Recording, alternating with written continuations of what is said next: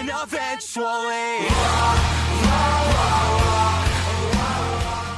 하나님께서 오늘 우리에게 주신 말씀은 디도서 3장 1절부터 2절까지 말씀입니다. 말씀을 봉독하겠습니다.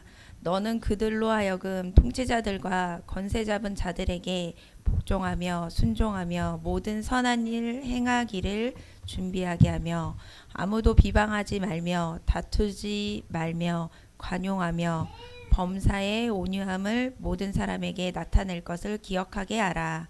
아멘. 아멘. 자리에 앉으시 바랍니다. 저희는 지난주 우리가 기다려야 할 것이라는 제목으로 함께 말씀을 나누었습니다. 우리 그리스도인들은 복된 소망, 곧 구주 예수 그리스도의 영광이 나타나심을 기다리는 자들이라 라고 말씀드렸습니다. 우리 주님께서 자신을 십자가에서 주심으로 우리를 모든 불법에서 구속하셨고, 그래서 우리를 그렇게 깨끗하게 하셨고 선한 일에 열심을 내는 당신의 특별한 백성이 되게 하셨습니다. 바울은 이처럼 디도로 하여금 그레데 교인들에게 그리스도의 다시 오심을 기다리며 선한 일에 열심 있는 하나님의 특별한 백성, 자기 백성이 될 것을 요구했습니다. 오늘 이어지는 본문 디도서 3장 1절부터 2절 말씀을 통해서 성도의 자세라는 제목으로 여러분들과 함께 말씀을 나누도록 하겠습니다. 오늘 함께 본 디도서 3장 1절과 2절 본문은 성도들의 사회생활에 대한 일반적인 지침을 제공하는 말씀입니다. 이러한 지침은 일반 서신이나 또한 바울 서신에 여러 번 등장을 하게 되는데요. 그러한 본문을 몇 군데 함께 먼저 좀 살펴보도록 하겠습니다. 가장 유명한 구절은 로마서 13장 1절부터 7절 말씀인데요. 제가 천천히 한번 읽어보겠습니다. 각 사람은 위에 있는 권세들에게 복종하라. 권세는 하나님으로부터 나지 않음이 없나니 모든 권세는 다 하나님께서 정하신 바라. 그러므로 권세를 거스르는 자는 하나님의 명을 거스름이니 거스르는 자들은 심판을 자취하리라. 다스리는 자들은 선한 일에 대하여 두려움이 되지 않고 악한 일에 대하여 되나니 내가 권세를 두려워하지 아니하려느냐. 선을 행하라. 그리하면 그에게 칭찬을 받으리라. 그는 하나님의 사역자가 되어 내게 선을 베푸는 자니라. 그러나 내가 악을 행하거든 두려워하라. 그가 공연히 칼을 가지지 아니하였으니 곧 하나님의 사역자가 되어 악을 행하는 자에게 진노하심을 따라 보응하는 자니라. 그러므로 복종하지 아니할 수 없으니 진노 때문에 할 것이 아니라 양심을 따라 할 것이라. 너희가 조세를 바치는 것도 이로 말미암음이라. 그들이 하나님의 일꾼이 되어 바로 이 일에 항상 힘쓰느니라. 모든 자에게 줄 것을 주되 조세를 받을 자에게 조세를 바치고 관세를 받을 자에게 관세를 바치고 두려워할 자를 두려워하며 존경할 자를 존경하라. 이 로마서 13장은 이 사회생활 속에서 국가와 권력과의 관계를 설정하는 가장 대표적인 본문이라고 말할 수 있습니다. 가장 중요한 내용은 1절이라고 말할 수 있는데요. 위에 있는 권세가 하나님으로부터 난 것이다. 그러니까 모든 권세가 하나님이 허락하신 것이다 라는 거죠.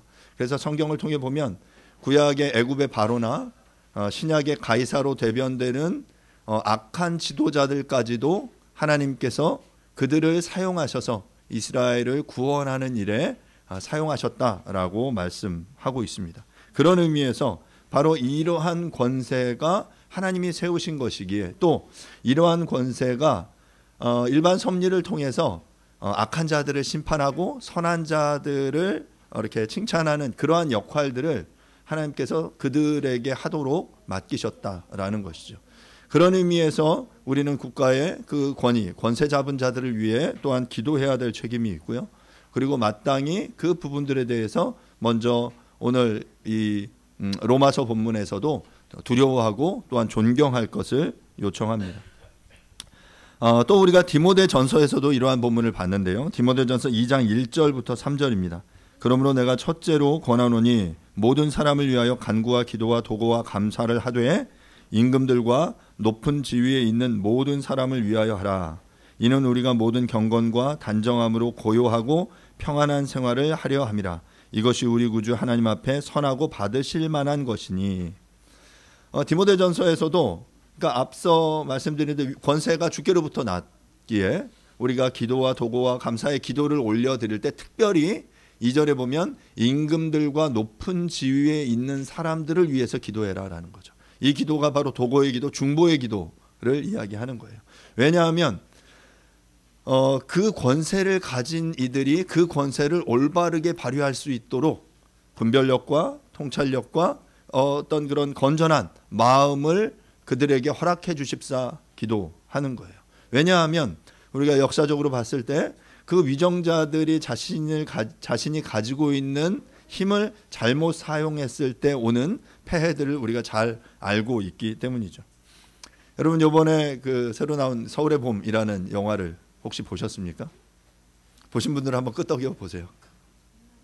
네, 지금 한 1200만 넘겨서 이제 역대 기록을 갈아치울 수 있을까 이런 이야기들을 하고 있던데요. 저는 그 영화를 이렇게 볼까 말까 많이 고민을 했어요. 왜냐하면 그 영화를 보면 굉장히 불편할 것 같은 거예요. 그리고 실제로 그 영화를 봤는데 뭐 내용은 우리가 잘 알고 있는 내용입니다. 그 짧은 시간 동안 그런 군사 정권이 쿠데타를 일으켜서 그 쿠데타를 정당화하기 위한 어떤 그 과정에 여러 사람들의 갈등과 그런 싸움들을 그린 그런 내용들이었습니다. 그 내용들을 볼 때 그 권세를 가진 이들이 그 권위를 찬탈해서 그들이 악용할 때 벌어지는 그런 어려움들을 우리가 역사적으로 경험한 거죠. 그리고 언론이나 주변의 그 상황들이 그것에 대해서 포장하는 거예요. 그것을 찬양하고 그것이 옳다라고 거짓 메시지를 전달하고 사람들은 그것에 이렇게 동의하게 되는 그러한 모습들을 우리가 역사를 통해 봤습니다. 그렇기 때문에 우리는 임금들과 그런 높은 지위에 있는 사람들을 위해서 마땅히 기도해야 합니다. 그들이 자신들에게 주어진 권위를 가지고 우리가 본문 2절에서 이야기하는 것처럼 모든 견공과 단정함으로 고요하고 평안한 생활을 할 수 있도록 그들이 그러한 권위를 잘 사용해야 하는 거죠. 바로 그것이 어찌 보면 하나님께서 이 땅을 다스리시는 당신의 방식 중에 하나예요. 하나님이 다스리신다라고 말하는 것은 그분이 어떤 특별한 기적과 특별한 능력으로 이 땅을 심판하시고 다스리시고 개입하시는 그러한 방식도 있지만 또한 대부분의 하나님의 방법은 일반 계시의 영역 속에서 하나님이 위임하신 권위를 통해 이 땅을 다스리고 그것을 통해서 다스림을 받는 우리들이 고요하고 평안한 생활을 하도록 하나님께서 그런 권위를 인정하셨고 하나님이 세우셨다라는 거죠. 그래서 우리는 그들을 위해 마땅히 기도해야 한다라고 디모데 전서에서는 말했습니다. 또 베드로전서 2장 13절부터 17절의 말씀을 보겠는데요. 인간의 모든 제도를 주를 위하여 순종하되 혹은 위에 있는 왕이나 혹은 그가 악행하는 자를 징벌하고 선행하는 자를 포상하기 위하여 보낸 총독에게 하라. 곧 선행으로 어리석은 사람들의 무식한 말을 막으시는 것이라. 너희는 자유가 있으나 그 자유로 악을 가리는 데 쓰지 말고 오직 하나님의 종과 같이 하라. 무사람을 공경하며 형제를 사랑하며 하나님을 두려워하며 왕을 존대하라. 베드로 사도는 인간의 모든 제도를 주를 위해서 순종하라라고 말했습니다. 그 이하의 설명은 앞선 내용과 같아요. 그 세우신 총독 권위자들을 통해서 그가 악한 자들은 심판하고 징벌하고 선행하는 자들은 포상하기 위해서 하나님이 세우신 권위이기 때문에 그렇다라는 것이죠. 그래서 우리가 마땅히 그 권위자들을 향한 우리의 자세에 대해서 성경은 이런 방식으로 이야기를 하고 있습니다. 제가 거듭 강조하지만 성경의 가르침은 체제 전복적인 아주 과격한 메시지입니다. 당시 초대 1세기 특별히 이제 신약 성경, 구약도 마찬가지예요. 그리고 신약 성경도 보면 그 당시에 통용되던 남녀 관계, 부모와 자식 관계, 종과 노예의 관계 속에서 그 당시에 사람들이 통용하던 그 가치관을 뒤집어 엎는 그런 메시지들을 성경은 우리에게 전하고 있죠. 하지만 그 방식에 있어서 성경은 우리 성도들로 하여금 하나님 나라의 백성인 동시에 이 땅을 살아가는 시민으로서의 삶을 살아갈 것을 촉구하고 있다라는 사실을 여러분들은 반드시 기억하셔야만 합니다. 오늘 본문 1절을 함께 보도록 하겠습니다. 1절입니다. 너는 그들로 하여금 통치자들과 권세 잡은 자들에게 복종하며 순종하며 모든 선한 일 행하기를 준비하게 하며. 이 본문 1, 2절은 연결된 본문인데요. 본문에서의 주어는 너는이에요. 너는, 여기는 이제 디도라고 말할 수 있죠. 너는. 그리고 동사는 우리 한글 성경에서는 2절 마지막에 등장하는데 기억하게 하라. 그러니까 너는 기억하게 하라. 중간에 무엇을 이런 표현인 거죠. 헬라어 원문에는 이 기억하게 하라라는 표현인 휘포밈네스케라는 표현이 1절 맨 앞에 등장합니다.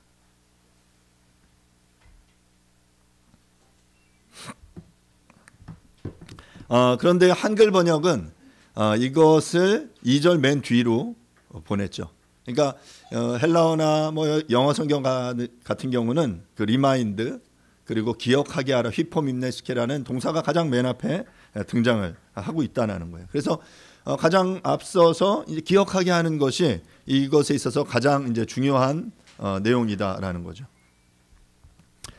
먼저 기억하게 해야 하는 중요한 내용은 1절에서 두 가지를 이야기하는데요. 첫 번째 내용은 통치자들과 권세 잡은 자들에게 복종하며 순종하도록 하는 것이고, 두 번째는 선한 일 행하기를 준비하게 하는 것이라고 말하고 있습니다. 그 내용을 조금 살펴보면요. 통치자들과 권세 잡은 자들이라는 표현은 바울 서신에서 바울이 굉장히 주로 많이 사용하는 표현이에요. 그런데 먼저 통치자들이라고 번역된 이 표현은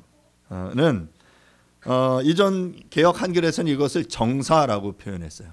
너는 그들로 하여금 정사와 권세 잡은 자들에게 복종하게 하라, 이렇게 표현했는데요.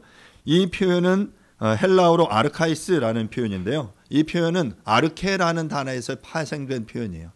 아르케라는 이 표현은 성경을 조금 공부하신 분들은 이 아르케라는 표현이 요한복음 1장 1절에 등장하는 표현이라는 것을 아실 겁니다. 엔 아르케, 태초에라는 표현이에요.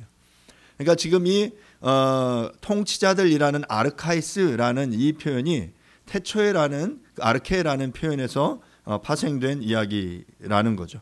그래서 이 아르카이스라는 이 표현은 시작, 태초, 통치자라는 의미를 지녔는데 이것은 우리가 이제 점점 이 첫 번째 원인, 무언가 어떤 것의 시작이 되게 하는 그런 어떤 원인을 이야기할 때 아르케를 이야기하는 거예요. 그래서 첫 번째 계시하는 사람이라는 의미에서 그 무언가를 처음 계시하는 그 사람이 바로 지도자이고 통치자이다라는 의미로 이렇게 계속 확장된 표현이죠.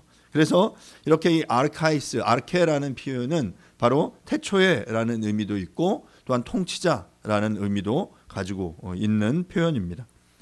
바울의 서신서에 보면 이 아르케라는 표현이 통치자라는 의미로 사용될 때 대부분은 초자연적인 존재를 지칭했습니다. 그러니까 이 아르케, 모든 것의 원인이 되는, 제일 원인이 되는 그 어떤 존재를 표현했기 때문에 그 초자연적인 신을 표현할 때 이 표현이 사용됐지만, 지금 오늘 본문에서는 지금 이 표현이 위정자들, 국가의 권력을 잡은 권세자들을 향해 통치자들을 위해 사용되고 있다라는 것이죠. 두 번째 사용된 권세 잡은 자들이라고 번역된 표현도 엑수시아라는 표현에서 나왔는데요.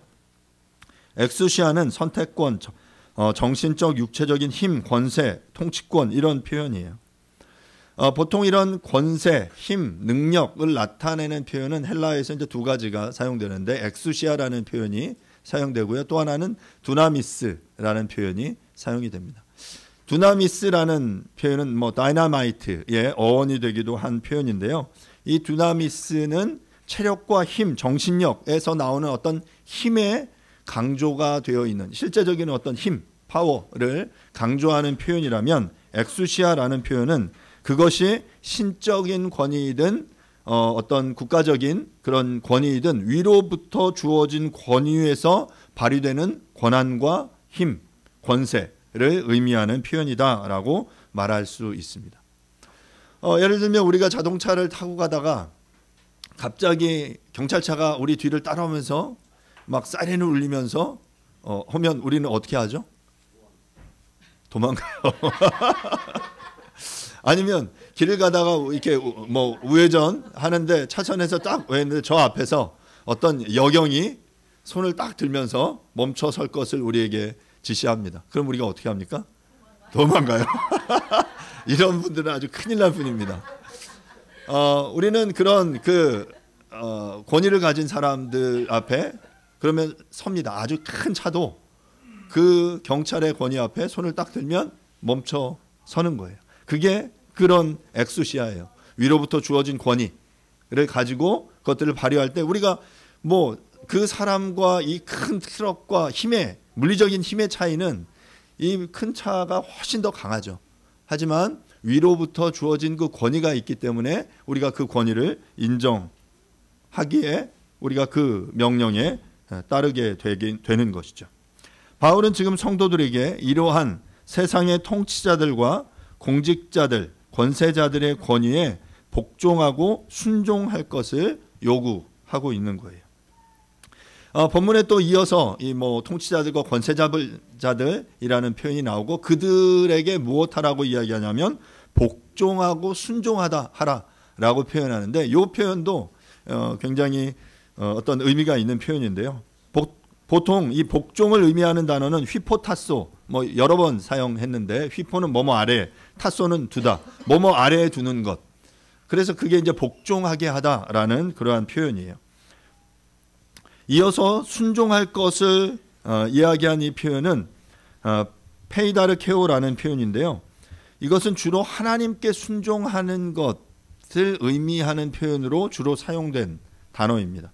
그래서 사도행전 5장 29절에 보면 베드로와 사도들이 대답하여 이르되 사람보다 하나님께 순종하는 것이 마땅하니라. 이 표현에서 이 페이다르케오라는 표현이 사용됐고요. 또 이어서 5장 32절에 우리는 이 일의 증인이요 하나님이 자기에게 순종하는 사람들에게 주신 성령도 그러하니라 하더라. 이렇게 하나님에게 순종하는 하나님의 말씀을 듣는 것에 주로 사용되는 이 페이다르케로라는 이러한 표현이 지금 이 땅의 통치자들에게 사용되고 있다라는 것이죠. 이것은 그들의 앞서서 계속 로마서에서도 또한 베드로 전서에서도 이야기한 것처럼 그들에게 주어진 권위가 하나님께로부터 온 것임을 인정하기 때문에 지금 이러한 순종하다, 복종하다라는 표현을 사용하고 있는 거예요. 그런데 이 복종하다라는 표현이 그 헬라어 문법상으로 보면 현재 수동태 부정사 표현인데요. 그리고 순종하다라는 표현은 현재 능동태 부정사의 표현입니다. 그러니까 순종할 것을 요구하면서 현재 시제를 사용하고 있는 것은 이것이 현재적으로 계속해서 이어져야 하는 것이다라는 의미고요. 또한 복종하고 순종하는 것에 수동태와 능동태를 동시에 사용하고 있는 이유는 수동태는 이러한 위정자들에 대한 복종이 내가 결정할 수 있는 것이 아니라 주님께서 주어진 것이기에 우리가 마땅히 피동적으로 받아야 하는 마땅히 그것들을 해야 한다라는 의미에서 수동의 표현이 사용되고 또 동일하게 또한 능동의 표현이 사용되면서 성도는 이에 대해서 보다 적극적이고 능동적으로 임해야 한다라는 것을 강조하기 위해서 이 표현이 둘 다 이렇게 사용된 거예요. 현재 능동 표현이 사용되고 동시에 현재 수동 표현이 사용되면서 우리가 적극적으로 이 하나님의 명령에 순종함으로 이 국가의 권위에 하나님이 세우신 권위에 복종하고 순종할 것을 명령하고 있다라는 것입니다.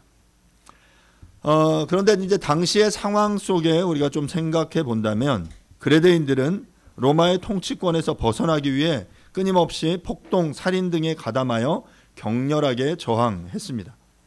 바울은 이런 이들을 향해 폭력적인 방식의 과격한 저항보다는 하나님께로부터 온 권위에 복종하는 것이 성도의 우선적인 자세임을 가르쳐주고 있는 것입니다. 우리가 마땅히 어떤 시민 불복종의 형태로 국가의 권위에 때로는 항거해야 되는 그런 경우들도 있겠지만 대부분의 많은 경우들은 우리가 그 권위에 순종하는 것이 1차적으로 우리 성도들에게 주신 명령이다라는 것을 기억해야 하고요. 이어서 두 번째 기억해야 하는 내용은 모든 선한 일을 행하기를 준비하게 하는 것. 이것을 사람들로 하여금 기억하게 하라라는 것이죠.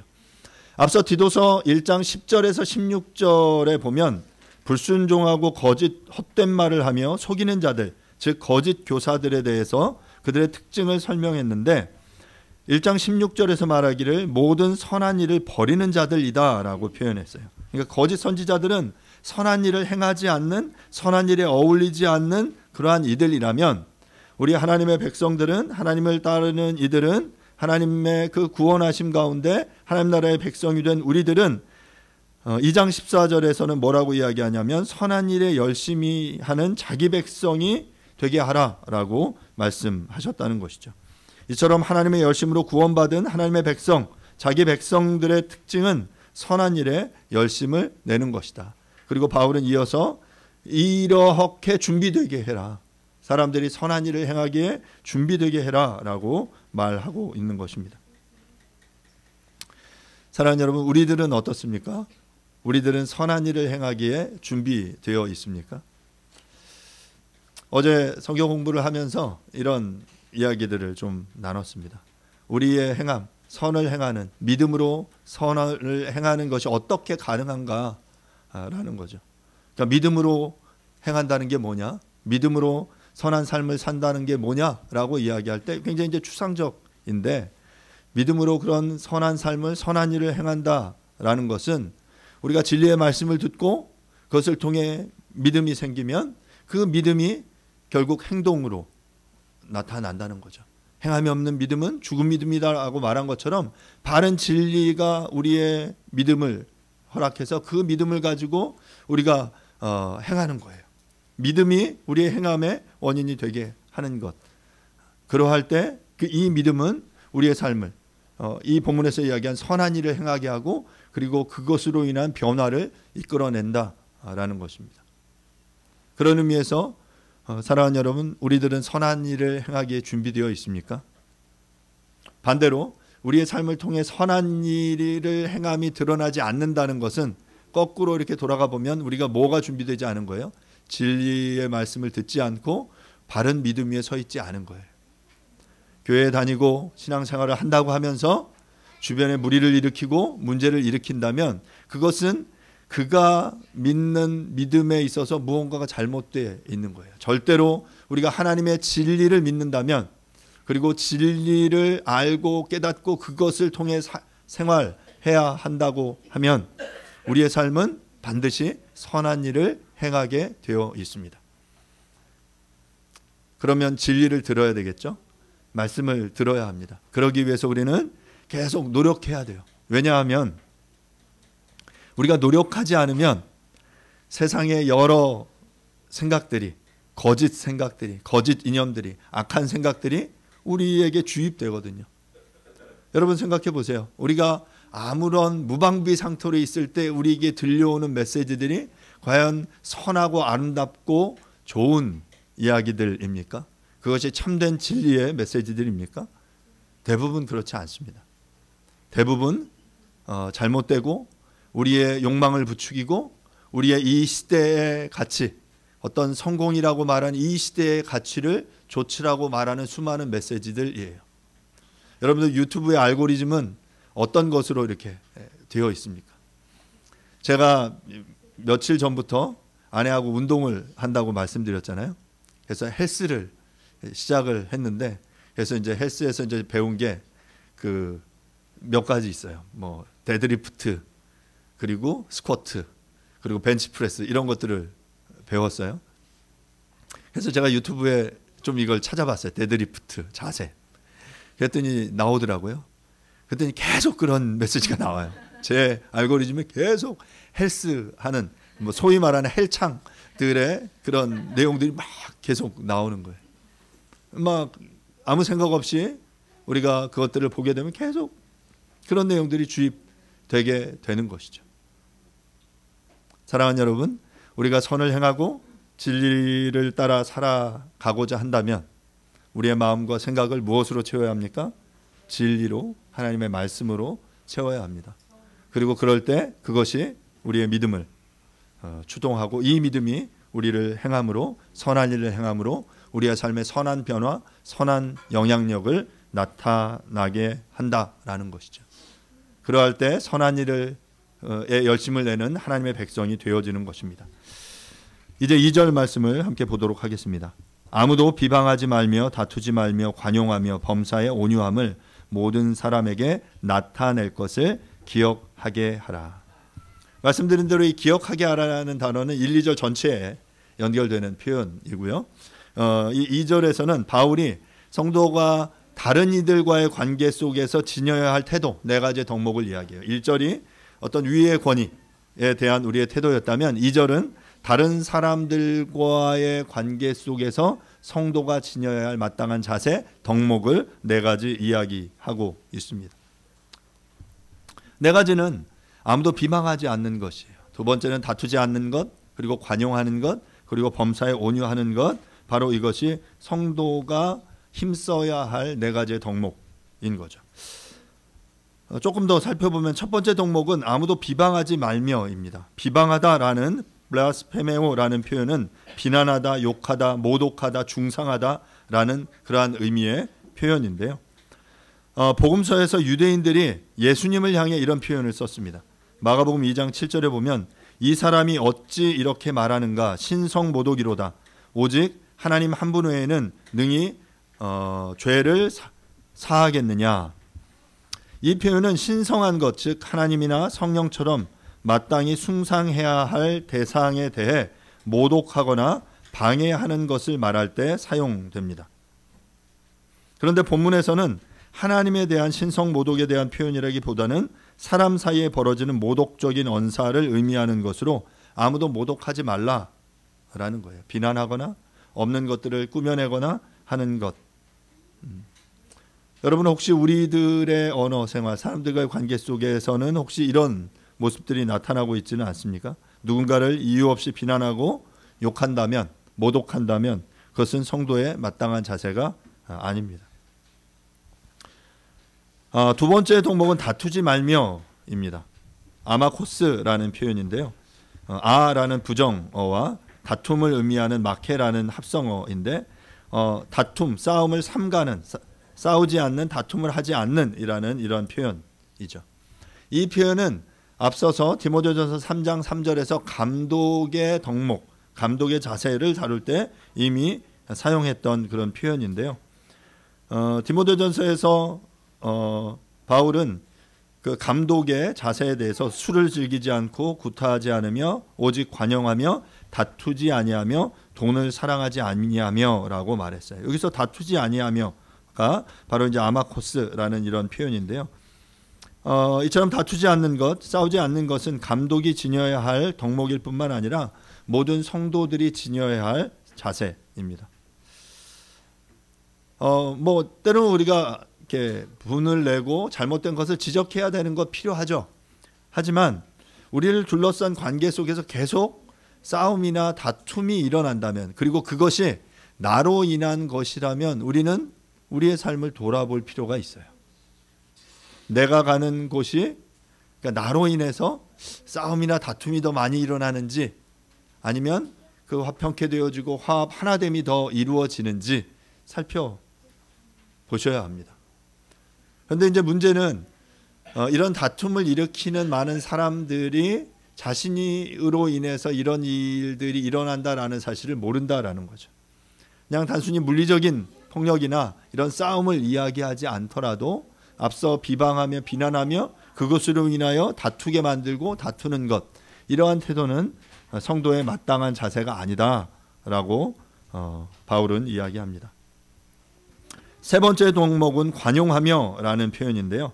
에피에이케스라는 표현은 에피라는 표현, 뭐뭐 위에, 뭐뭐를 근거로 하여라는 이러한 표현과 자리를 내주다라는 동사인 에이코의 합성어예요. 그러니까 무엇에게 자리를 내어주는 것, 바로 그것이 관용하다라는 의미의 표현인 것이죠. 이 표현은 앞서 디모데전서 3장 3절에서 오직 관용하며 감독의 태도로 이미 설명되었던 내용이기도 합니다. 관용은 인간의 내면의 중요한 덕목으로 인정이 있는 태도, 또 모욕을 받고도 화를 내지 않는 것을 의미하는 그러한 표현이라고 말할 수 있습니다. 헬라 철학에서 이 관용은 온유함과 더불어 현인이 갖추어야 할 가장 중요한 덕목 가운데 하나이기도 했습니다. 네 번째 덕목은 온유함을 나타내는 것입니다. 온유함은 예수님의 대표적인 성품이며 동시에 성령의 열매이기도 한데요. 마태복음 11장 29절에서 30절은 이렇게 말합니다. 예수님께서 이렇게 말씀하셨어요. 나는 마음이 온유하고 겸손하니 나의 멍에를 메고 내게 배우라.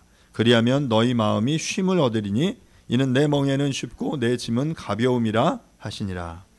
갈라디아서 5장 22절 23절은 오직 성령의 열매는 사랑과 희락과 화평과 오래 참음과 자비와 양성과 충성과 온유와 절제니 이 같은 것을 금지할 법이 없느니라.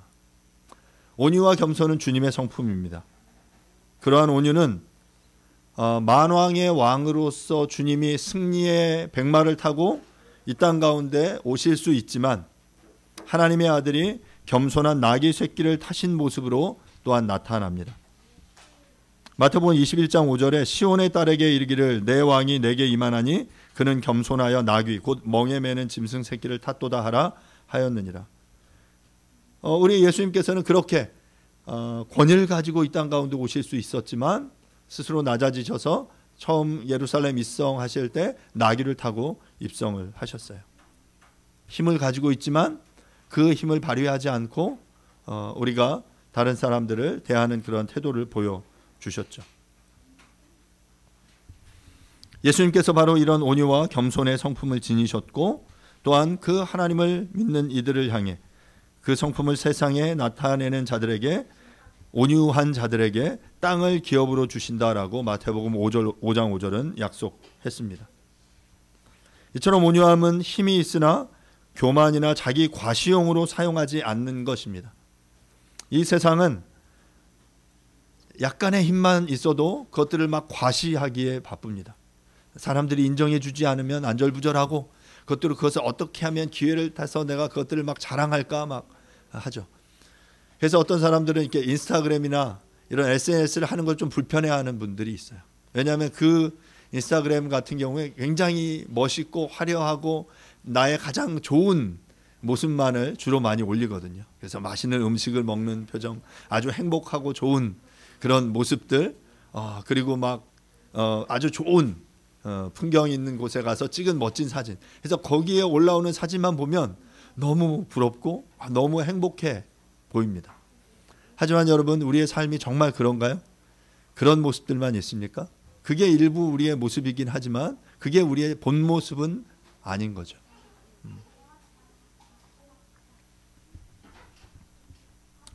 주님의 온유함을 조금이라도 닮아가는 우리들이 될 수 있기를 간절히 바랍니다.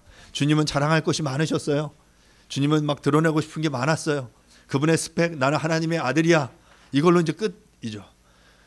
그분을 믿으면, 그분을 따르면, 그분이 말씀만 하셔도 이 자연이, 풍랑이 잔잔케 되어지고 귀신이 쫓겨나가고 그 병든 자들이, 죽은 자들이 일어나는 놀라운 능력을 가지고 계신 분입니다. 그래서 무리들이 실제로 그분을 따랐어요. 하지만 다 내치시고 주님께서는 홀로 있기를 원하셨습니다. 왜냐하면 주님은 온유하고 겸손하신 분이었기 때문입니다. 우리 믿는 우리 성도들이 마땅히 그 주님의 성품을 닮아가야 합니다. 그것이 우리 성도들의 마땅한 자세입니다. 이처럼 우리 성도들은 성도의 신분을 가지고 이 땅을 살아가면서 아무도 비방하지 않고 다투지 않고 관용하며 범사의 온유함을 모든 사람에게 나타내야 합니다. 이렇게 우리의 신앙은 우리의 삶의 모습을 통해 나타나게 되는 것이죠. 여러분, 나를 통해 나타나는 것이 무엇입니까? 앞서 말한 대로 내가 가는 곳이 막 다투고 싸우고 비방하는 일을 일삼는다면 내가 가는 그곳에는 분열과 분쟁과 그런 불편함들이 나타나게 되는 거예요.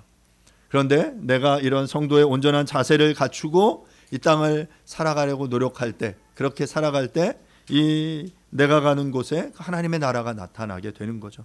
공동체를 하나 되게 하고 화합하게 하고 관용과 온유함으로 다른 이들을 섬기는 모습이 우리 가운데 나타나게 되는 거죠. 그러면 사람들이 궁금해하겠죠. 쟤 뭐야? 쟤 뭐 때문에 저런 삶을 살 수 있는 거지? 어떻게 하면 저런 삶을 살 수 있는 거야? 라고 궁금해하게 되는 거죠. 그리고 그때 그들을 향해 내가 믿는 예수 그리스도에 대해서 설명하고 이야기할 수 있는 것입니다. 결국 내가 살아내는 성도의 자세를 가지고 나타내는 그 모습을 통해서 우리는 어떠한 삶을 살 것인지 결정해야 합니다. 그것을 통해 하나님의 이름이 망령되이 일컫는 삶을 살 것인지, 아니면 하나님의 이름이 높임을 받으시고 영광 받으시는 삶을 살 것인지. 여러분 한번 생각해 보세요. 여러분의 자신의 모습을 보면서 나의 삶을 통해 그리스도의 영광이, 하나님의 영광이 드러나는지, 아니면 하나님의 이름이 망령되이 일컬어지는지 돌아보실 수 있기를 바랍니다. 여기서 말하는 다른 사람들과의 관계에서 나타나는 덕목들, 비방하지 않는 것, 다투지 않는 것, 관용하는 것, 범사의 온유함을 나타내는 것은 모두 자신을 죽이고 양보하고 절제하며 인내하는 요소를 내포합니다. 자기를 낮추고 때로는 자기를 죽이고 내려놓는 그 모습들, 이러한 모습들이 있을 때 비로소 이러한 모습이 나타날 때 결국 복음이 드러나고 전해지게 되는 것입니다. 말씀을 마무리하겠습니다. 바울은 디도에게 믿는 성도들로 하여금 통치자들과 권세 잡은 자들에게 복종하고 순종할 것을 명했습니다. 또한 모든 선한 일을 행하기 위해 준비할 것을 명했고, 다른 이들을 대할 때 비방하지 않고 다투지 않고 관용하며 온유함을 나타낼 것을 기억하게 하라고 명령했습니다. 사랑하는 여러분, 우리는 하나님 나라의 백성입니다. 이 땅을 살되 하나님 나라 본향을 바라보며 소망하며 하나님의 나라의 다스림이 나를 통해 이 땅 가운데 이루어지기를 바라며 노력하며 살아가는 사람들이 되어야 합니다. 그리고 그것이 성도의 자세입니다. 그리고 바울은 이것의 명령을 통해 이것을 기억하게 해라. 너 자신이 그걸 기억하고 디도 너 이것을 기억하게 하는 것이 그 목회자인 너의 중요한 역할이야 라고 말하고 있는 것입니다. 무언가를 기억한다는 것이 무엇입니까? 우리의 삶의 모습을 돌아보고 재조정하는 거예요.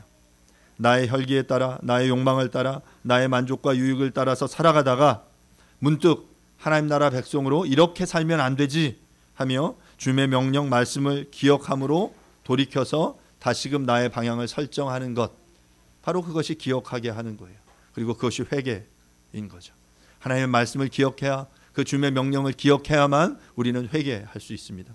계속해서 그 말씀이 우리의 삶 가운데 체화되어지고 그것들을 기억하며 그것들을 나타내려고 노력하는 그 삶이 마땅히 우리 성도들의 삶의 모습이 되어야 한다라는 것입니다.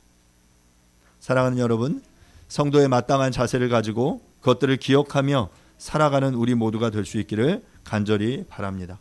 또한 이러한 우리의 자세, 이러한 삶을 통해 하나님이 드러나심으로 하나님의 복음이 전해지는 2024년이 될 수 있기를 간절히 바랍니다. 이 시간 함께 잠시 기도하도록 하겠습니다. 말씀을 기억하시면서 하나님, 이 성도의 자세를 기억할 수 있게 도와주십시오. 우리가 마땅히 기억해야 할 것들을 기억함으로 날마다 우리의 삶을 돌아보고 우리의 삶을 재조정하고, 그래서 하나님의 명령을 이 땅 가운데 실행해내고 선한 일에 열심을 내는 하나님의 백성으로 하나님의 영광이 드러나는, 하나님의 복음이 전해지게 하는 그러한 삶 살 수 있게 도와주십시오라고 이 시간 함께 잠시 기도하도록 하겠습니다. 기도하겠습니다. 하나님 아버지 은혜를 구합니다. 주님의 말씀을 기억하면서 하나님 우리가 살아가기